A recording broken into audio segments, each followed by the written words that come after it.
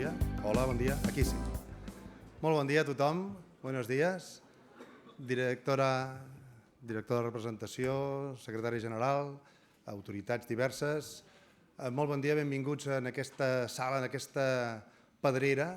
A mi m'agrada quan es fan temes de canvi climàtic, quan es fan temes de paisatge, de vida en general, quan es fan en aquests edificis, que jo crec que representen la plasmació entre l'arquitectura i la natura. Si algú ha sabut fer això ha estat a l'època del modernisme, perquè vivien, potser una mica més que ara, més mirant al seu voltant. Jo crec que nosaltres hem perdut una miqueta aquesta capacitat de mirar al nostre voltant i venir en llocs com la Pedrera almenys ens torna a reconciliar amb el nostre entorn, o l'altre dia que presentàvem també a l'Hospital de Sant Pau, amb tot aquella que posen les fulles, les formes orgàniques, almenys ens recorda que hem d'estar en equilibri amb el nostre entorn, que és una cosa que potser hem perdut una miqueta massa de vista. Benvinguts en aquest primer acte d'aquest primer cicle temàtic de la Comissió Europea, de fet d'aquest concepte d'Europa que ens envolta a tots i que no sempre també tenim prou en el cap, aquesta Europa de la que en som part, que aquesta vegada té tot un seguit de noves prioritats. I des de la representació de Barcelona de la Unió Europea, de la Comissió Europea i també del Parlament Europeu, es vol posar-les a l'abast de tothom. I es farà tot, ens ho explicarà després el director de la representació, però es farà tot un cicle de presentacions de les prioritats, aquestes prioritats, però avui és la primera, la gran prioritat de la Comissió Europea, de fet de la presidència de la Ursula von der Leyen, que és que el nostre continent, Europa, sigui un continent climàticament neutre pel 2050. I per aconseguir això cal posar-hi força, posar-hi pressupost i posar-hi també intensitat a l'hora de legislar. I, per exemple, aquest dimecres vinent es presentarà, o de fet crec que s'aprovarà, este miércoles, la llei climàtica que aquest dimecres sembla que veurà la llum. Per tant, són tot de temes que avui tenim sobre la taula i ens informaran, però alhora tots plegats podem preguntar. Veieu que hi ha un que posa prioritats UE, per tant, no és com a l'escola, avui podeu fer servir el mòbil tal com vulgueu, fent fotos i tuitejant en les xarxes socials a través de prioritats UE. Veureu que en el seient teniu una cosa com aquesta, una mena de cartronet, n'hauríeu de tenir un parell cada un. Això és per si voleu fer preguntes. Tindrem dues taules de debat, una seria sobre empresa i entitats i l'altra d'europarlamentaris, i també tenim la Beatriz Jordi, que és la directora. Per tant, qualsevol pregunta que vulgueu fer la podeu fer en aquestes targetes, o aixecar així una miqueta la mà, hi ha hosteses i hostesos que les recolliran i les aniran acostant perquè les puguem plantejar.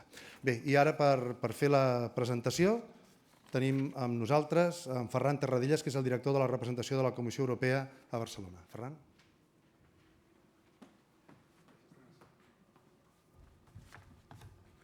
Bon dia a tothom. Buenos días, Beatriz, secretària de Medi Ambient, diputats del Parlament Europeu, diputats del Parlament de Catalunya, regidors de l'Ajuntament de Barcelona, honorables membres del cos consular, senyores i senyors, en primer lloc, moltes gràcies a tothom per haver vingut aquí un dilluns a les 2 del migdia. Gràcies, Tomàs, per acollir-nos a moderar l'acte. També gràcies als participants de les dues taules de diàleg, a la Dolors Montserrat i al Javi López, eurodiputats del Parlament Europeu, y al José María Ribot y a la Alicia de Greenpeace, que la veig per aquí també. Gracias por haber venido y por participar, recién llegada desde Madrid en tren, para estar aquí con nosotros. Bé, com deia el Tomàs, aquest és el primer dels 6 actes que la representació de la Comissió Europea a Barcelona i l'Oficina del Parlament Europeu hem organitzat per donar a conèixer i per debatre també les prioritats de la nova comissió. Després de la conferència que vam tenir per presentar aquestes prioritats en aquesta mateixa sala, probablement molts de vostès ho recordaran, el passat 17 de febrer. No és cap sorpresa que el primer acte d'aquest cicle es dediqui a la prioritat número 1 de la Comissió, que és el nou pacte europeu. No us explicaré el pacte europeu perquè tenim una ponent de luxe, la Beatriz Jordi, una vella amiga de la comissió, la que vaig conèixer l'any 2000 quan vaig entrar en aquesta santa casa. I després tindrem 2 taules de diàleg que ens permetran aprofundir, sobretot amb les seves preguntes, aquestes targetes que us ha explicat el Tomàs, en el que significa el Green Deal i com això té que canviar completament les nostres vides. Com la Beatriz explicarà el que és el Green Deal, jo només voldria passar 3 idees clau que també poden servir una mica per reflexionar. La primera és que el Pacte Verd és una exigència de la ciutadania. Segons el nostre eurobaròmetre estàndard, el 93% dels europeus, jo mai havia vist una xifra tan alta amb una opinió dels ciutadans europeus, el 93% dels europeus consideren el canvi climàtic com un problema molt seriós. Que és un problema molt seriós no cal que ho expliqui, ho sabeu tots, no donaré xifres, però ho hem vist amb els nostres propis ulls quan la tormenta Glòria ha devastat les costes del nostre país. Ens ho recorda cada nit el Tomàs Molina en el Telenotícies quan ens explica, a part del temps que farà el dia següent, els rècords esfereïdors que estem batent amb temperatures, amb sequeres o amb freqüència d'esdeveniments catastròfics. I no hem arribat, ni de bon tros, als 2 graus d'increment de la temperatura. El canvi climàtic, de fet, no és només un perill, és una realitat. Estem davant d'una crisi, probablement la pitjor crisi que mai ha afrontat la humanitat. El temps sense acaba. Som, de fet, i és una gran responsabilitat, la darrera generació que pot fer alguna cosa. De la nostra acció els propers 10 anys dependrà com passarem els llibres d'història, com la generació que va salvar el planeta o com la que va permetre que es destruís per sempre. Però a mi no m'agrada fer discursos catastrofistes o discursos que es basin únicament en els riscos. Volia donar un missatge per l'esperança. Permetin donar-los 3 bones notícies. La primera és que encara estem a temps d'evitar el pitjor. No tenim molt de temps, és cert, però encara estem a temps, podem aconseguir-ho. La segona és que Europa ha demostrat que és possible. Entre el 1990 i el 2018, l'economia europea ha crescut un 61%. Però les nostres emissions han caigut, les nostres emissions de CO2 han caigut un 23%. La tercera, i per mi la millor notícia, és que el Pacte Verd és molt més que una mesura d'emergència. És una revolució que millorarà la nostra qualitat de vida amb un aire i una aigua més pures, amb uns paisatges més rics en biodiversitat, amb millora de la nostra salut, amb millors llocs de treball, a més, no deslocalitzables, estalviant-nos, per exemple, els 400.000 milions d'euros que paguem en factura d'importar gas i petroli. Amb el Pacte Verd no només evitarem el pitjor, sinó que podem tenir un futur molt millor. Finalment, i aquest és el meu darrer missatge, és imprescindible que aquesta transició sigui justa. Ningú no pot quedar-se enrere a la revolució neta que ve. I això és molt important perquè si la transició cap a un nou model econòmic no beneficia a tothom, simplement no tindrà lloc. I això em dona peu per vincular el Pacte Verd a les demés prioritats de la presidenta von der Leyen. La transició verda anirà de la mà de la transició digital i les 2 transicions només seran possibles en el marc d'una economia europea que treballa al servei de la gent. Aprofito doncs per fer una mica de propaganda. El proper acte sobre les prioritats de la Comissió von der Leyen serà precisament sobre aquesta prioritat, l'economia que treballa al servei de la gent. Aquesta prioritat que parlarà del pilar social europeu i una de les seves propostes potser més interessants, que és la de crear un salari mínim europeu, tindrà lloc en aquesta mateixa sala, i esteu tots convidats ja des d'aquest moment, el proper 17 d'abril. Acabo. Ens trobem davant d'un enorme desafiament i d'una oportunitat única. I aquesta és la idea amb la que m'agradaria que ens emportéssim tots. Amb el Green Deal, la Comissió Europea no només ens vol estalviar un futur catastròfic, sinó que vol que plegats treballem per un futur molt millor per a tothom. Moltíssimes gràcies.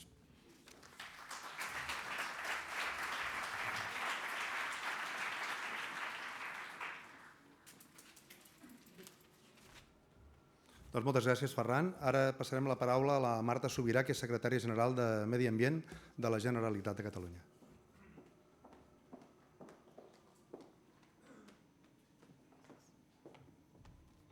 Gràcies, Tomàs. Bon dia a tothom. En primer lloc, moltes gràcies al director de la representació de la Comissió Europea per haver-nos convidat a participar en aquest acte, també a la directora de Mercats de Carboni de la Comissió, a totes les autoritats que avui ens acompanyen, diputats del Parlament de Catalunya, eurodiputats, persones que participareu després com a ponents de la jornada, amics i amigues. Com deia, en primer lloc vull agrair aquesta invitació que originalment estava adreçada al conseller de Territori i Sostenibilitat, el conseller Damià Calvet, que per motius d'agenda que li han sabut molt de greu no ha pogut atendre. Aquests dies estem en plena prenegociació dels pressupostos al Parlament i són moments delicats i per tant ha delegat la seva presència en mi i estic absolutament encantada d'estar avui amb vostès. De fet, darrerament, amb el conseller i membres de la representació han coincidit en diverses ocasions. L'última, si no m'equivoco, l'altre dia quan es va presentar aquesta jornada amb les 6 prioritats de la comissió, perquè realment el govern de Catalunya, amb aquesta nova Comissió Europea i amb aquestes noves prioritats i específicament amb el tema del Green Deal, és un tema en el que estem profundament compromesos i que volem anar seguint molt de prop, ja que ens afecta a tots i a totes. Com deia, estem profundament compromesos amb aquest pacte verd i l'acollim amb entusiasme. De fet, com a govern de Catalunya, ja fa anys que seguim amb molt d'interès tot el que són les polítiques globals referides a l'àmbit del medi ambient o en el seu conjunt en tot allò que fa referència al desenvolupament sostenible. Vam ser dels primers governs en traspassar, en implementar l'Agenda 2030 del desenvolupament sostenible i els ODS. Veig aquí el director del CATS que també ens acompanya. De fet, no fa gaires dies es va poder presentar a l'Hospital de Sant Pau, a l'antic recinte de l'Hospital de Sant Pau, l'Aliança Catalunya 2030, també en aquesta mateixa línia de compromís, o el propi govern de la Generalitat, que fa també uns anys en consonància també amb tota aquesta emergència climàtica, abans que es declarés com a emergència, abans que li poséssim aquest nom, quan era encara només la lluita contra el canvi climàtic, vam avançar-nos també i vam ser un dels primers governs a Europa en aprovar una llei del canvi climàtic. I com que no només estem en emergència climàtica, sinó que també ho estem amb emergència per pèrdua de biodiversitat, també el govern de Catalunya ha aprovat recentment la seva estratègia de protecció de la biodiversitat i el patrimoni natural, o ara, per exemple, en el Parlament de Catalunya i a proposta i per impuls dels propis grups parlamentaris s'està ja en la fase final de l'aprovació de l'Agència Catalana de la Natura, una agència que ens ha de permetre disposar d'un instrument modern, àgil i eficaç per fer front també a aquestes polítiques de protecció del medi natural. I això quan estàvem en situació d'alerta, de lluita contra el canvi climàtic, però que encara no estàvem en situació d'emergència, una emergència que el govern de la Generalitat va declarar el passat mes de maig, el maig del 2019, i que s'ha traduït en tota una sèrie de mesures concretes que pretenem que demostrin un salt endavant a nivell d'ambició i d'urgència, com ara un decret llei aquesta passada tardor per fomentar les energies renovables a Catalunya, una assignatura que certament teníem pendent en el nostre país. En els darrers anys el seu desenvolupament no ha estat tan accelerat i tan important com ens agradaria. Segurament perquè vivim en un país que no és tan fàcil com altres. És un país petit, densament poblat, amb un nivell de protecció dels espais naturals molt elevat. No sé si són vostès conscients que en aquests moments hi ha un objectiu de protegir el 30% del territori del planeta. Bé, a Catalunya aquest tant per cent està superat des de fa molts anys. El Pla d'Espais d'Interès Natural i la xarxa Natura 2000 suposen en aquests moments un 32% del nostre territori, fet que està molt bé des del punt de vista de la protecció de la biodiversitat, però que també suposa un repte si volem implementar energies renovables que a vegades també fan un ús i un consum del territori important, com són l'energia fotovoltaica o l'energia eòlica. Per tant, també és feina nostra com a govern de trobar aquest balanç entre la protecció de sòls agrícoles, la protecció de sòls de protecció especial i absolutament necessari desenvolupament de les energies renovables si volem assolir els reptes i els objectius que com a europeus ens hem marcat. Com deia, com a departament estem compromesos, però sabem que el compromís, les paraules, les meres declaracions retòriques no són suficients i no canvien el món. I necessitem canviar el món. Ara el Ferran Tarradellas ho comentava. Estem davant d'un dels reptes més importants de la humanitat. I una de les coses que hem volgut ja implementar en aquest pressupost, que ara estarem en els propers dies debatent al Parlament de Catalunya, és impulsar accions davant l'emergència climàtica, que en el cas del Departament de Territori i Sostenibilitat ja representen més del 36% del nostre pressupost. I el que volem és que no només sigui una cosa del Departament de Territori i Sostenibilitat, sinó que el conjunt del govern arribi també a l'objectiu com a mínim del 25% del pressupost, tal com ha marcat la Comissió Europea. I si podem, òbviament, superar-lo.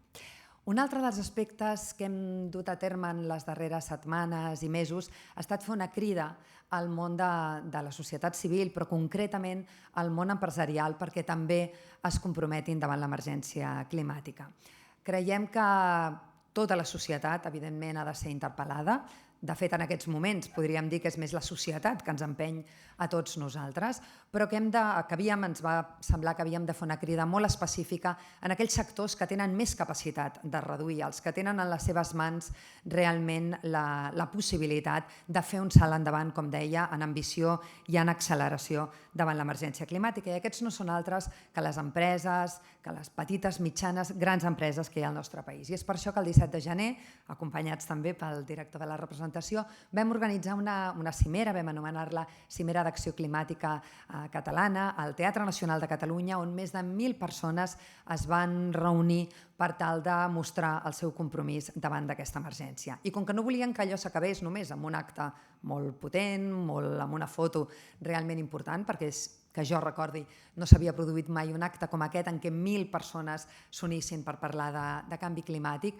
El que després vam voler fer, i estem fent en aquests moments, és fer un seguiment de que aquestes paraules que es van manifestant allà, aquesta presència que va posar de manifest el compromís, es tradueixi en fets concrets. I hem proposat, hem fet una proposta a tots els assistents d'una sèrie de compromisos, més de 100 compromisos de diferent caire, aplicable als diferents tipus d'empreses que tenim en el nostre país. Sabem que les pimes a vegades els costa perquè no disposen del mateix suport que pot tenir una gran empresa, per tal que s'adhereixin a aquests compromisos i que en els propers mesos puguem tenir un mapa real del compromís climàtic de Catalunya. Com a societat, si volem fer front a aquesta emergència, en aquesta triple emergència social, de biodiversitat i de canvi climàtic, hem de canviar la nostra manera de fer, hem de canviar la nostra manera de produir, la nostra manera de consumir, si volem mantenir i millorar fins i tot el nostre nivell de vida, però també volem que els països del nostre entorn disposin de les mateixes oportunitats que nosaltres, hem de fer les coses diferents. I en aquest sentit, les polítiques europees, el Green Deal, les prioritats que ha marcat la Comissió, estem convençuts que són un mitjà per acompanyar-nos en les nostres polítiques també. Hem de dir que el Govern de Catalunya i jo particularment com a secretària de Medi Ambient sempre he agraït molt la presència, l'existència de les directives europees en matèria de medi ambient, perquè ens serveixen d'acompanyament, de guia, però també de xupluc quan a vegades el que hem d'implementar no s'acaba d'entendre prou bé pels nostres mateixos conciutadans, que malauradament és més sovint del que voldríem, encara que en els darrers anys hem vist una evolució realment important. Però en aquest sentit, el fet que hi hagi un marc comú de tots els països que estem alineats amb una mateixa política creiem que és absolutament imprescindible, i en aquest sentit fer una crida a que aquesta alineació i aquest acompanyament sigui també en altres àmbits, per exemple, a nivell de fiscalitat. Si estem en emergència climàtica, tots som conscients que segurament el model de fiscalitat que tenim i que encara conservem a nivell europeu, que és limitat, i a nivell dels estats, doncs segurament no és prou disruptiu. Hem de fer un canvi també en aquest sentit si volem que la societat pugui acompanyar aquest canvi. I a Catalunya, com a Europa, volem, en primer lloc, liderar amb l'exemple, en segon lloc, generar complicitats i acords amb la societat civil i els diferents actors, i seguir treballant també, com deia abans, ho he apuntat molt ràpidament, amb la cooperació internacional, perquè som conscients que aquesta no és una lluita individual, no és una lluita només nostra o dels europeus, sinó que s'ha de fer amb la resta de països del món. I finalment, impulsar el desenvolupament sostenible, l'economia verda i circular, afegint valor a la nostra economia i creant llocs de treball de qualitat que permetin ser més respectuosos amb el nostre entorn. Gràcies, doncs, un cop més a la Comissió perquè no sempre trobem aquesta complicitat en altres governs que suposadament ens hauria d'ajudar més. Gràcies per organitzar aquest seguit de jornades que ens permeten conèixer de primera mà les prioritats de la comissió, debatre-les i fins i tot preguntar tots aquells dubtes que tenim i, com sempre, a la vostra disposició. Podeu comptar amb nosaltres. Moltes gràcies.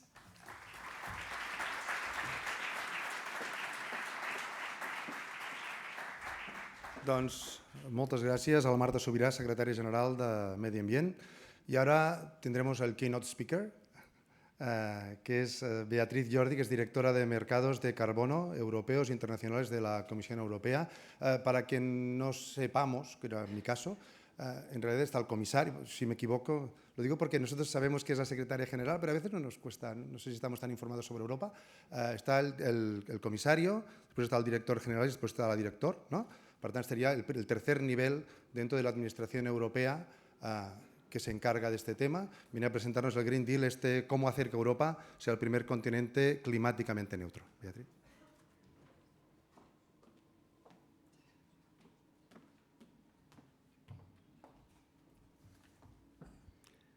Buen día, estoy encantada de estar aquí. Hablaré en castellano, si me dejan. O puedo hablar gallego también, pero no sé, creo que sería un poco caótico.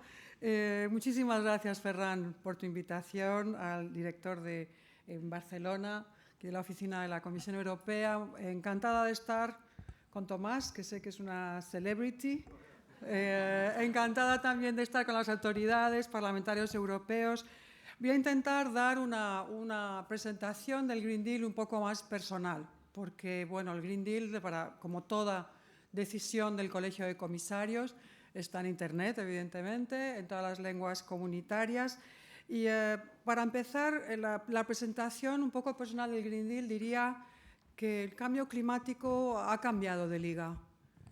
Estamos en primera división, por el impacto y por la atención pública, por lo que dicen los científicos y por la preocupación de nuestra sociedad. Y eso es lo que la Comisión ha recogido, es decir, no podemos hacer cambios a derecha e izquierda, pequeños, hay que hacer una transformación de la sociedad, una transformación de la economía.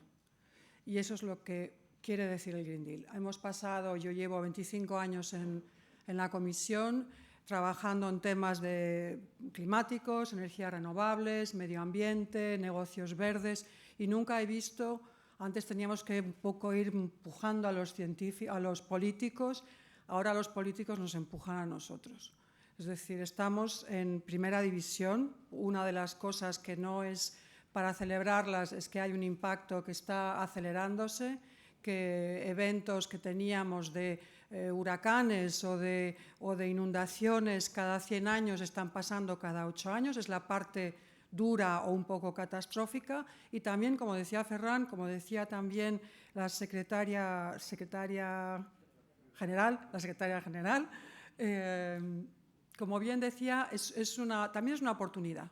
Es decir, hablamos también de oportunidades para la industria, oportunidades para los alcaldes, para los ciudadanos, para los científicos, para todo el mundo, y hay que entender ese cambio importante de la sociedad. Entonces, estoy hoy aquí y me hubiera gustado presentarles también de arriba abajo la ley climática que sale el miércoles, pero no puedo, porque el Colegio de Comisarios, es decir, los comisarios son los jefes, nivel de ministros de la Comisión Europea, que van a presentar una ley climática. Ley climática que le van a pasar a los miembros del Parlamento Europeo, que sean muy constructivos y muy buenos con nosotros, y a los miembros del Consejo, es decir, a los 27 países, como Reino Unido saben, ya está fuera de las decisiones legislativas, para que pongamos en una ley europea, en una directiva, el que Europa va a ser el primer continente climáticamente neutro para el 2050. ¿Qué significa climáticamente neutro para el 2050? Pues que vamos a reducir prácticamente todas las emisiones de todos los sectores, energético, transporte, edificios, agricultura, todos, y habrá una parte que no podamos reducir, que esperemos que sea pequeña, alrededor del 15%, y esa parte se compensará con absorción, con lo que llamamos la parte de absorción de CO2, sea por bosques, sea por captura del CO2 más sofisticada, o sea por marismas y absorción de lo que llamamos el nature-based, soluciones naturales, por así decirlo, de la naturaleza. Entonces, pasado mañana queremos aprobar esa ley, se aprobará, la Comisión la va a aprobar, que es el primer paso en el proceso europeo, y como digo, pasamos al Parlamento Europeo y al Consejo. Y queremos fijar en esa ley que el compromiso no es solamente un compromiso de speeches, de parole, de discursos, sino es un compromiso jurídico. El 12 de diciembre, justo antes de Navidad, el Consejo Europeo aprobó, los 28 eran en ese momento, con Reino Unido, aprobó el objetivo de lograr una unión climáticamente neutra, de aquí al 2050. Es decir, tenemos ya un buen camino. Y el Parlamento tiene una resolución que también lo ha aprobado. Entonces, el cambio climático, como comentaba, es algo transversal y que concierne a todas las políticas. No hay una que se quede fuera. Este pacto verde lo que intenta en ese convertir desafíos en oportunidades, déjenme que les ponga un ejemplo. Yo antes de ir a la comisión trabajé en energías renovables, hicimos la primera central solar fotovoltaica de Europa, que está en Toledo, y en esa central que hicimos era un proyecto hispano-alemán, era un proyecto de 1 megavatio. Ese proyecto de 1 megavatio salimos en el telediario, nos entrevistaron, bueno, éramos los reyes del mambo, y estamos hablando que en ese momento esa central de 1 megavatio representaba prácticamente el 10% de toda la potencia europea. Hablábamos de una Europa 10-12 megavatios. En este momento hay 130.000 megavatios instalados en Europa. Eso nos olvidamos, pero cuando hicimos el primer 20-20-20 nos llamaron locos, Ferran, tú estabas ahí, locos, tarados, y vamos a hundir la economía, cuando no, puede uno alinear a hablar de que haya un nacimiento de eólica que hay que apoyar tecnológicamente, de solar que hay que apoyar tecnológicamente, y algo importante de este Pacto Verde es que hay una parte de innovación, es decir, un apoyo a la innovación importantísimo, a la innovación verde, un marco regulador que incluye hablar de fiscalidad, como habló también la secretaria general, y también una transición justa. Transición justa quiere decir que hay más de 200.000 personas en Europa que trabajan todavía en el carbón. Transición justa es que hay industrias que son intensivas y consumen muchísima energía y no podemos dejarlas colgadas. Una transición justa es acompañar en esa transición.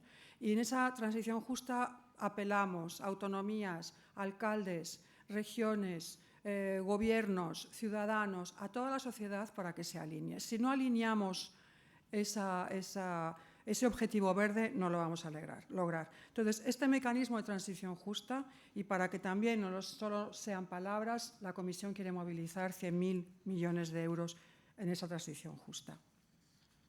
Tecnología. Europa es fantástica en patentes, Europa es buenísima en investigación, pero no es tan buena en pasar buenas ideas al mercado. Lo que queremos es que este Pacto Verde ayude a lo que es una patente y lo que es una magnífica idea que tenga una entrada en el mercado. Otra parte de ese Pacto Verde es, bueno, sectorialmente hablamos de cambio climático, hablamos de economía circular, que es un poco volver, yo creo que la economía circular es una mezcla de gran innovación y un poco el sentido común que nuestros padres o abuelos tenían en reparar, arreglar y no tirar, es una mezcla de lo que podríamos llamar simbiosis y arreglo. También el Pacto Verde incluye el parar esa pérdida de biodiversidad. Y luego les voy a hablar también del papel global de Europa y del papel global de una economía verde. Pero una parte de ese Pacto Verde es reuniones como la de hoy. Reuniones como la de hoy, donde tenemos la sociedad con distintos background, con distintos currículum, intereses, pero que estamos todos hablando de clima. Es algo que ya sobrepasa, por suerte, la ideología, cosa que es muy grata, que nos hemos ido ya de una pelea ideológica.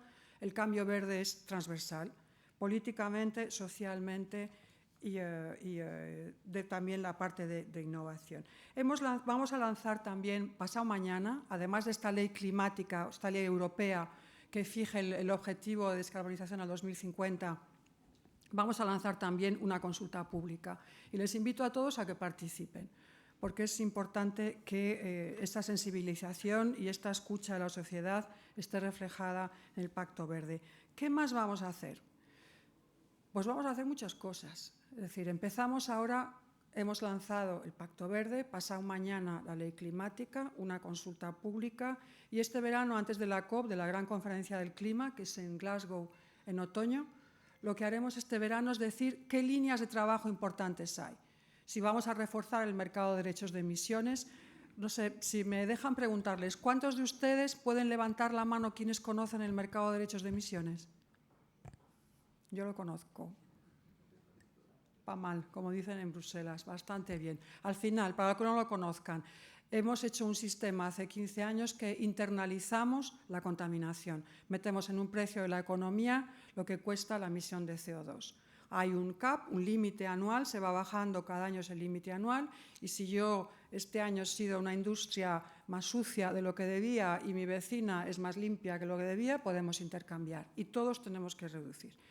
Entonces, este verano, alrededor del verano, vamos a presentar una reforma del sistema de emisiones de CO2, viendo si lo hacemos más ambicioso, si incluimos el marítimo, porque el transporte marítimo está exento de fiscalidad y está exento de cualquier imposición medioambiental, y aunque se represente el 2,5% de las emisiones, pues también tiene que contribuir.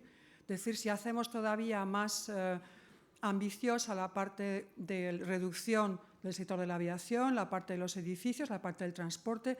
Solo decirles un dato. El sector energético es un sector que está reduciendo las emisiones. Está reduciendo las emisiones en un 2-4% anual, depende del año, entre un 2 y un 4%. La industria, un poquito, 0,2-0,5% anual. El transporte está aumentando. Entonces, un consejo muy bueno: coche de San Fernando, un poquito a pie, un poquito andando, se lo recomiendo. Y luego hablamos también de políticas de transporte que queremos hacer más sofisticadas, transporte público, multimodal, y poner algo que también forma parte del Pacto Verde, que es las señales económicas tienen que estar alineadas hacia una descarbonización. Fiscalidades, reglamentación, imposiciones. La fiscalidad en Europa funciona por unanimidad, es decir, que si hay un país que bloquea, se acabó. Entonces queremos poner encima de la mesa, la presidenta lo ha dicho, poner encima de la mesa lo que llamamos la cláusula puente, algo así, la passerelle, es la cláusula puente que el Consejo puede decir, bueno, pues saco de esta decisión tan estricta por unanimidad los temas climáticos y con una mayoría me funciona. Y ya les quería solamente contar dos cosas más antes de acabar y dejar lugar al debate, que es parte interesantísima. El papel global de Europa. Europa es el mercado económico más grande del mundo y Europa es el mayor donante en temas de cooperación. Entonces, las dos vertientes, tanto de donante como de mercado, el cambio climático tiene que entrar. Nosotros estamos haciendo, como comentaron también el director y la secretaria general, estamos haciendo el meter el 25%, hemos propuesto ese 25% de todo el presupuesto europeo, y hablo de 1 billón de los nuestros, no ingleses, 1 billón de los nuestros, el 25% que sean políticas climáticas y las demás que sean lo que llamamos una política sin daño, que no sean contrarias. Entonces, decir también que estamos explorando la idea de meter el Acuerdo de París en los acuerdos comerciales. ¿Por qué no? Es decir, si queremos hacer un comercio justo, la idea climática no tendría que estar dentro. También la presidenta y mi vicepresidente, que tengo una presidenta von der Leyen y un vicepresidente Timmermans, que son mis dos jefes, además mi director general, han propuesto el que estudiemos lo que se llama una medida de fronteras, no sé muy bien cómo se traduce, miro a Ferran como auxilio, el Carbon Border Adjustment. Una medida en la frontera que sería, si nosotros tenemos un comercio con un país que tiene unas exigencias climáticas y medioambientales menos fuertes que la nuestra, no tendríamos derecho a poner un pago en frontera. Y eso es lo que estamos estudiando. Como se imaginan, ahora cada vez que nos reunimos con los rusos o con los chinos nos miran de otra forma, pero y tenemos que tener cuidado que estamos en un mundo globalizado y que hay que tener pues, una diplomacia climática también, pero habrá que estudiar qué tipo de imposición hay en cada país y qué tipo de exigencia hay en cada país. Total, concluyo. Encantada de estar aquí y de oír también sus debates, de escuchar con orejas bien abiertas cuál es el debate aquí en Barcelona hoy, decirles que hay un cambio de liga, un cambio de ambición y hay una transformación de la sociedad. No es un cambio solamente final, de arreglo y de debajo de la alfombra, es una gran ambición por parte de la Comisión Europea y del Consejo y del Parlamento.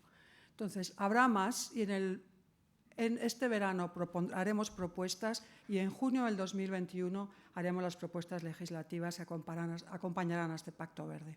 Muchísimas gracias.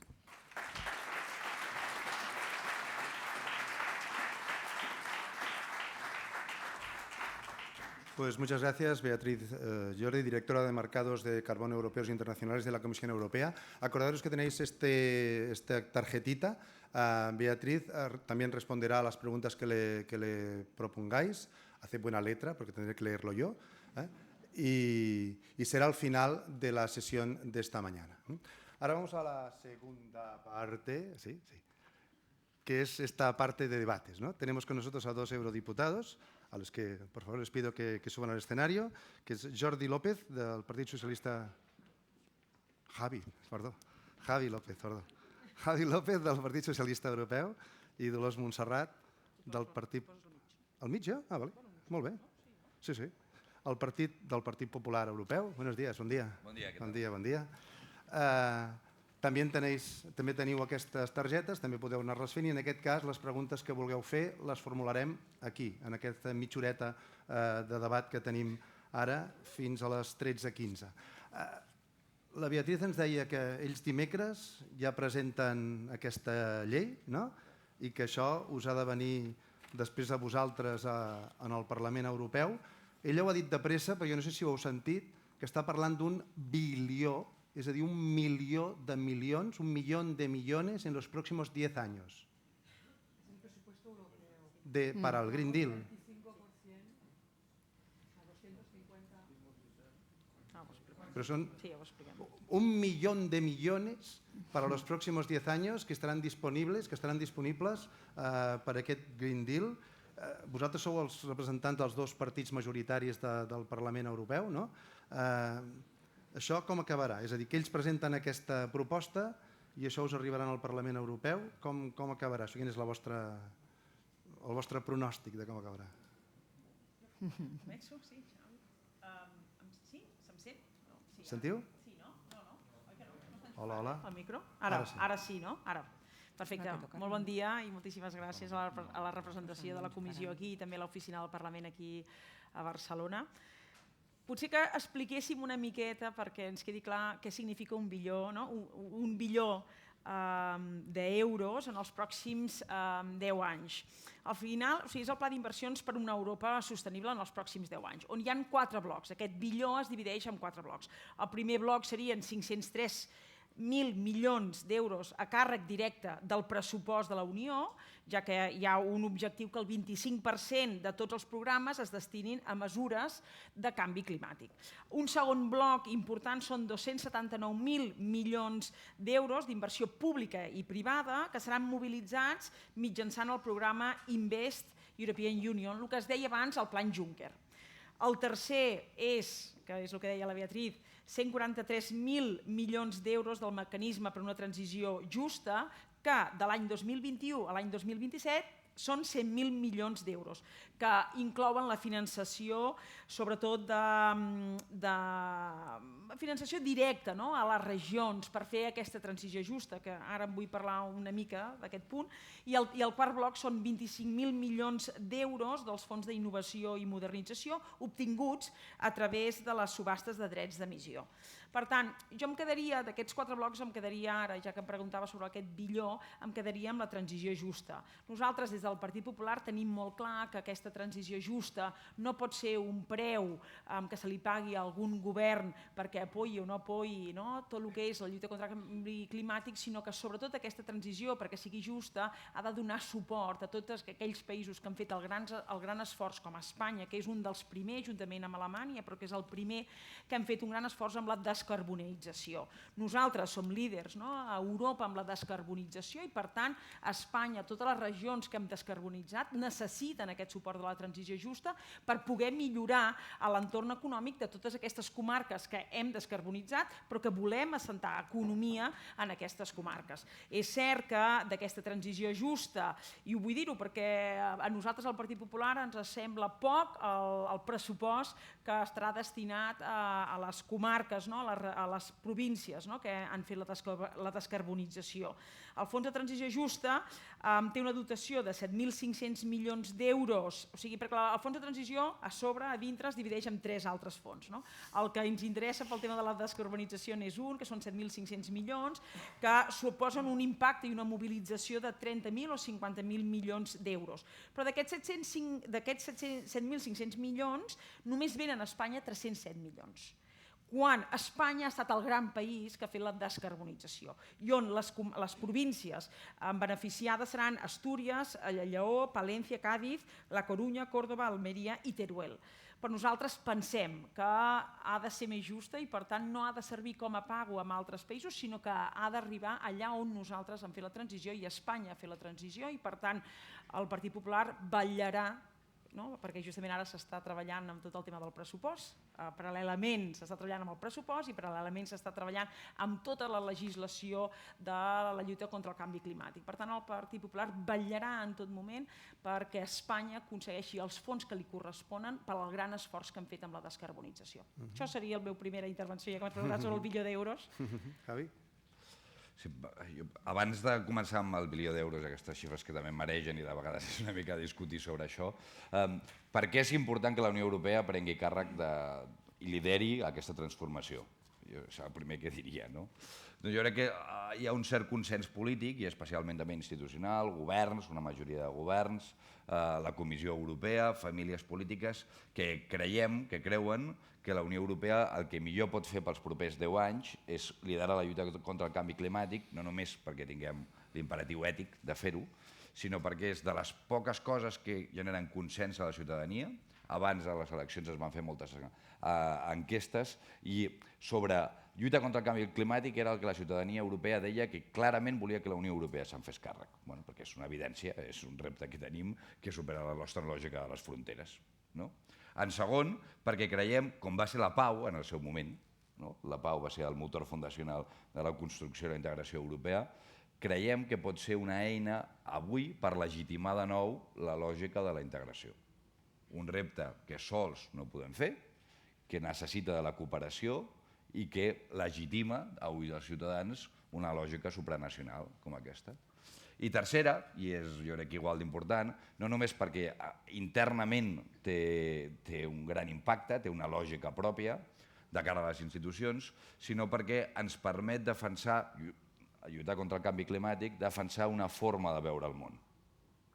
És a dir, el combat contra el canvi climàtic té una lògica molt multilateral, no es pot competir contra el clima. Avui estem endinsats cada cop en un món més hostil, on hi ha competència de grans poders, entre americans, xinos, amb una possible nova guerra freda, Rússia també amb un joc molt agressiu. De fet, un llenguatge on els europeus, Europa, no se sent gens còmode perquè no li és propi. Però, en canvi, col·locar al centre de les discussions internacionals i de la nostra acció la lluita contra el canvi climàtic inserta aquesta lògica de cooperació, diàleg i normes, que és com creiem que les relacions internacionals haurien de funcionar. Per això és tan important la lluita contra el canvi climàtic. Després, dues coses. Un, sobre els números, sense intentar marejar molt, perquè si no és una mica complicat. El bilió d'euros aquest que en parlem no es parla tot de nous diners. És a dir, moltes vegades es donen xifres molt grans, però el que s'està planificant és que bona part dels recursos i de les eines financeres que tenia la Unió Europea es reorientessin, que és el que es farà en gran mesura, o s'intenta, es discuteix des de la política agrícola comú, les polítiques d'inversions, el Banc Europeu d'Inversions, la política de cohesió cap a acció contra el canvi climàtic. Això, perquè quedi clar. La discussió aquí, de veritat, és quant dels diners aquests seran addicionals. I aquí hi ha discussions molt fortes perquè ara mateix també estem discutint sobre el marc financer plurianual, que és com el marc pressupostari pels propers anys, un macropressupost, i hi ha una discussió fortíssima perquè hi ha diversos estats que volen reduir el pressupost europeu, amb el que tot això quedaria certament coix. Així que la qüestió és quant d'addicional en tenim. I segon, com també indicava Montse, que això no és una discussió sobre clima o medi ambient. Si fem el que hem de fer, si fem la reducció que volem fer, que seria d'un 50-55% de les emissions pel 2030, estem parlant d'una afectació a gairebé tots els sectors de la nostra economia. Probablement el canvi de la nostra economia més gran que haguéssim fet des dels fa 150 anys. Transports, s'ha fet referència, però no només, comerç internacional, els nostres sistemes impositius, la vivenda, les nostres infraestructures, gairebé tot haurà de ser modificat. I això provocarà, de fet, molt d'impacte en alguns sectors. Avui estem aquí, a Barcelona, crec que és rellevant pensar 3 sectors que es veuen molt impactats per aquesta lògica de la reducció de les emissions: químic, automòbil, agroalimentari. Pensem en l'economia catalana. O sigui que aquí la qüestió és, això després, que està molt bé, que ho hem de fer, com afecta els nostres sectors estratègics, com els ajudem, com els acompanyem i com fem realitat una transformació que, i això és el que vull acabar, té costos. I el millor que es pot fer és, des del principi, admetre els costos, quantificar-los, costos, què vol dir costos a la indústria, costos als treballadors, costos als consumidors. 3 grups diferents. Quantificar-los, acompanyar-los i, com qualsevol canvi, necessita compensadors, amortidors. Perquè un cotxe, quan hi ha un canvi molt gran, si no hi ha amortidors, trenquem el cotxe, no? Doncs aquesta és una mica la qüestió, perquè el risc és, si es fa el que s'ha de fer i no es col·loquen acompanyadors a la indústria, als treballadors i als consumidors socials suficients, que hi hagi una reacció electoral i política en contra d'això, lògicament. I aquesta és la gran discussió. Com mobilitzem recursos suficients, com ho fem realitat i com ho acompanyem socialment per no acabar trencant el cotxe. Clar, però vosaltres m'heu escapolit la pregunta a tots dos, perquè vaig tenir l'oportunitat amb en Ferran d'estar amb en Sassoli, amb el president del Parlament Europeu, i ell anava dient durant tota la sessió que vam tenir era ajudeu-nos a que s'aprovi el pressupost. I la pregunta que jo us feia era, vosaltres que sou els 2 partits majoritaris de l'Europarlament, creieu que s'aprovarà un pressupost d'aquesta índole o ja ho hem matat, ja, això? Nosaltres tenim clar, o sigui, el Partit Popular Europeu hem deixat ben clar quin és el nostre objectiu. Ho deia bé el Xavi, o sigui, al final, si nosaltres hem d'establir quin és el diner nou. No està clar que tot el que està destinat a canvi climàtic sigui diner nou i, per tant, si no és diner nou, quins fons en surten perjudicat? La PAC? Deixo-ho interrogant, Fons estructurals? Deixo interrogant. Fons social? Molt important. El deixo interrogant. Que per nosaltres són importants. Com podem demanar als joves a Europa són els que tenen més alta la taxa d'atur? Com podem rebaixar el fons social que justament dona programes com la garantia juvenil que ajuda als joves a incorporar-se en el món laboral? O com podem demanar cada vegada més a l'agricultura, a la ramaderia, a la pesca, més esforços quan estan patint grans desafiaments com pot ser els arancels de Trump, com pot ser la modernització i alhora dir-li has de ser més competitiu, t'has de posar al dia amb la lluita contra el canvi climàtic però et rebaixaré els fons de la PAC. Per tant, nosaltres amb això estem en contra, igual com amb els fons estructurals. Hem d'ajudar amb regions, i abans ho explicava, les regions que estem descarbonitzant, aquelles regions que sobretot són els llocs més rurals, més de l'interior, on la gent abandona per anar-se'n a les capitals o a les àrees metropolitanes, les hem d'ajudar perquè tinguin economia. Com les podem ajudar? Està clar, amb reformes, sobretot fiscals, hem d'ajudar-les amb la PAC. La PAC és un gran assentament de l'agricultura en el sector rural. Les hem d'ajudar amb tot el tema de la revolució digital, on arribi totes les xarxes també en el món rural, on hem de dir-los que en municipis de menys de 5.000 habitants hem de posar taxes zero, impost zero en el nou emprenedor. Per tant, hi ha moltes coses a fer i moltes coses encara a debatre. Però el Partit Popular té molt clar, i ho ha dit el nostre president del Grup Popular Europeu, en Manfred Weber, que si convé bloquejarem el pressupost en el Parlament Europeu si realment no hi ha tot el necessari per cada un dels sectors. I un primordial per nosaltres, aquí a Catalunya i a la resta d'Espanya, és l'agricultura, la ramaderia i la pesca, importantíssim, així com tots els sectors industrials. Sí és cert que en el Green Deal sobretot toca 8 grans temàtiques, que després les podem repassar. Una de les grans temàtiques és l'economia circular. Venim de la revolució industrial, on abans el que fèiem era produïem, consumíem i tiràvem. I ara, gràcies a la lluita contra el canvi climàtic i a l'economia circular, anirem a una economia que produirem, consumirem i reciclarem. I aquest recicle, el reciclatge es converteix en un recurs que li fa falta a Europa. A Europa no som un gran continent de grans recursos naturals, però que aquest reciclatge es converteix en un recurs molt potent. Jo poso com per exemple, com a Holanda, l'altre dia als Països Baixos, hi ha una empresa que recicla mòbils i que de cada 50.000 mòbils li surt un lingot d'or. Això és economia circular, o com dels nostres purins en fem biomassa. Això és economia circular. Per tant, la lluita contra el canvi climàtic és una gran oportunitat econòmica per tots els sectors, però això sí, ho hem de fer-ho junts i sobretot aïllats i lluny, jo sempre ho dic, de l'histerisme de l'extrema esquerra i del negacionisme de l'extrema dreta sobre el canvi climàtic. Hem de donar seguretat jurídica a tots els sectors, els hem d'acompanyar econòmicament i amb totes les reformes, amb temps i amb condicions, i per suposat ho hem de fer-ho des de la unitat, perquè la lluita contra el canvi climàtic no és ni d'uns ni dels altres, sinó és de tota la societat en el seu conjunt. Per tant, el Partit Popular té molt clares els mínims que ha de tenir aquest pressupost quan arribi al Parlament. PAC, fons social europeu, fons estructurals per continuar acompanyant les nostres regions, sobretot en l'entorn rural, i sobretot el fons de transició justa i també els fons del canvi climàtic per ajudar tots els sectors industrials i econòmics de Catalunya i de la resta d'Espanya. Important dins de l'economia circular, que al Partit Popular hem demanat un gran pla d'industrialització. Dins de l'economia circular, un gran pla d'industrialització per evitar la deslocalització de les nostres empreses d'Europa i ajudar-les a fer aquesta transició. Jo sempre ho explico, jo soc de la generació analògica, no soc digital. I està clar, i molts com la meva edat recordem en el moment, el primer cop que vam entrar a Google, li dèiem Google, i el primer cop que vam tenir les redes al nostre abast, me'n recordo perfectament fins i tot del dia. Per tant, ens hem tingut que adequar, transformar, millorar, aprendre aquesta nova revolució digital i passar de l'analògic al digital. Doncs ara, tots junts, societat, empreses i administracions públiques i privades, hem de fer aquesta transformació, però junts, sense deixar ningú enrere. No permetre cap deslocalització i, per tant, escoltant sempre tots els stakeholders. No pretenguem fer-ho sols perquè no ho aconseguirem, perquè és molt complicada aquesta transformació i l'hem de fer plegats, amb sosiego, amb tranquil·litat i amb molta seguretat jurídica. Jo, sobre el pressupost, hi ha dues coses que s'estan negociant, que es negociaran en paral·lel, que són igual de rellevants. Una és la llei climàtica, que es presentarà ara, que a més aquesta funciona per majoria, i després tenim el pressupost, que a més el pressupost no és quan parlem de pressupost europeu no és un any, són 7 anys de pressupost. Aquesta negociació marcarà la propera dècada de la Unió Europea.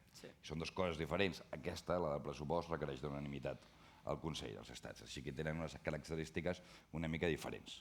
Primer, sobre el pressupost.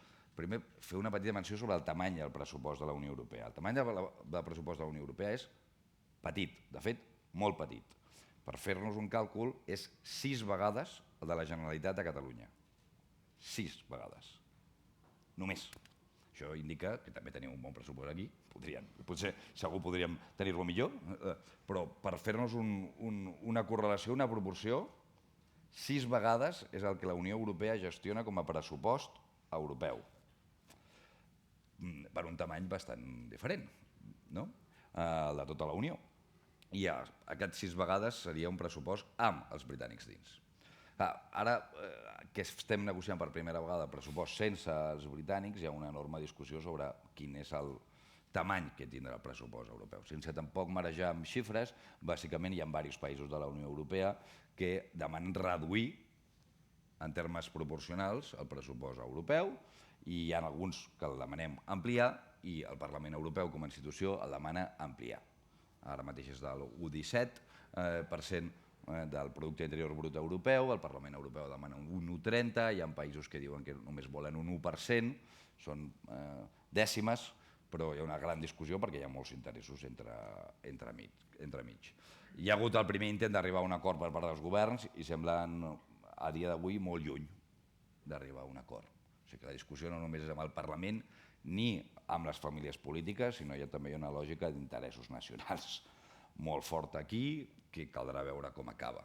I no és descartable acabar amb un xoc institucional dins del Consell perquè no puguin arribar a un acord o perquè es presenti una proposta d'acord que el Parlament acabi tombant una opció que existeix. Que a més això produiria efectes perquè s'hauria de prorrogar el pressupost, però la pròrroga del pressupost europeu funciona diferent d'una pròrroga d'un pressupost nacional. Sense tampoc entrar molt d'això, però que tinguem en compte que hi ha una gran discussió aquí, que s'hi juga el futur del projecte europeu i, òbviament, el futur del projecte estrella que tenim dins de la discussió europea, que és el European Green Deal. Sense entrar molt, però bàsicament si es vol fer el mateix, o sigui, els mateixos diners o menys diners que abans, però es volen introduir coses noves, des de canvi climàtic, defensa, energia, migració, com es necessita, s'ha de fer un tall molt gran a polítiques tradicionals molt importants com cohesió i agricultura. I no estem disposats a això. I després, ja per acabar, amb la llei climàtica què passarà? Doncs passarà com sempre passa. Bàsicament, la comissió, com sempre funcionen aquestes negociacions, la comissió presentarà una cosa raonable, feta amb molts tècnics, equilibrada, el Consell dirà nosaltres volem la meitat i el Parlament dirà nosaltres volem el doble. I amb això negociarem i intentarem arribar a un acord. Però ara ens heu deixat una mica... Bueno, jo no sé quants d'aquí us heu quedat una mica preocupats, com si... No ens heu posat molt que això hagi de tirar molt endavant, ara, tal com us... Bueno, s'haurà de negociar molt, però així funciona Europa, hem de negociar molt amb els interessos, però no amb en clima, amb qualsevol cosa. Sí? Així és. Allà tot el dia ens passem negociant, no? La nostra gran feina és negociar. Primer internament amb el teu propi grup, després amb els altres grups, després amb la comissió i després amb el Consell. Però està clar, estem en un moment crucial, inici de legislatura europea i inici de debat i de discussió del nou pressupost pels pròxims 7 anys, perquè és el pressupost del 2021 fins al 2027, on hi ha hagut un gran desafiament que és la sortida del Regne Unit, on jo aquí sí que dic, i li dic amb el Xavi, que és del Partit Socialista, aquí sí que li dic que penso sincerament que el govern d'Espanya té una gran oportunitat. Una gran oportunitat que no es pot deixar escapar, que ha d'ocupar aquest gran lloc que ocupava el Regne Unit, tant econòmicament, de creixement,